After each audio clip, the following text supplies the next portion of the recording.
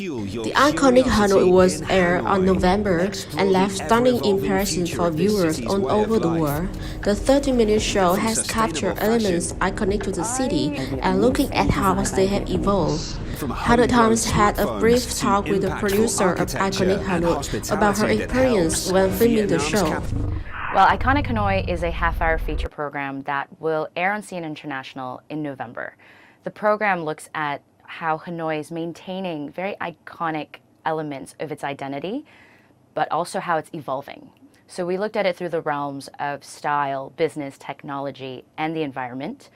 Iconic Hanoi is unique because we focused on how the capital city is helping Vietnam develop as one of the region's fastest growing economies, but also how it's honoring its heritage as well as its history. For example, one of the stories we did, the transportation story, we focused on the motorbike, which is very iconic to Hanoi. There's nearly 6 million of them on the roads. And we looked at how one company, VinFast, is hoping to develop a greener alternative by creating the electric versions of the vehicle. It was incredible to be able to film Iconic Hanoi for CNN. The streets are all so busy, but there's a calm and there's so much nature, and but there's always something to experience and always something to see.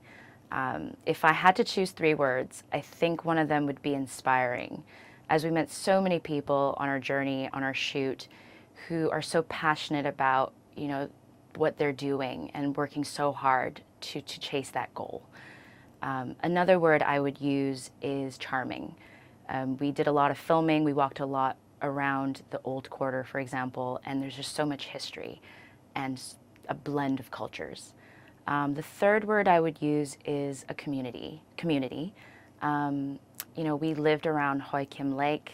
We filmed there a lot, and on the weekends, the traffic stopped and people just, they're out on the roads, they're dancing, they're playing sports, they're just mingling together, and there's just such a sense of community there, and it's just nice to see people growing together.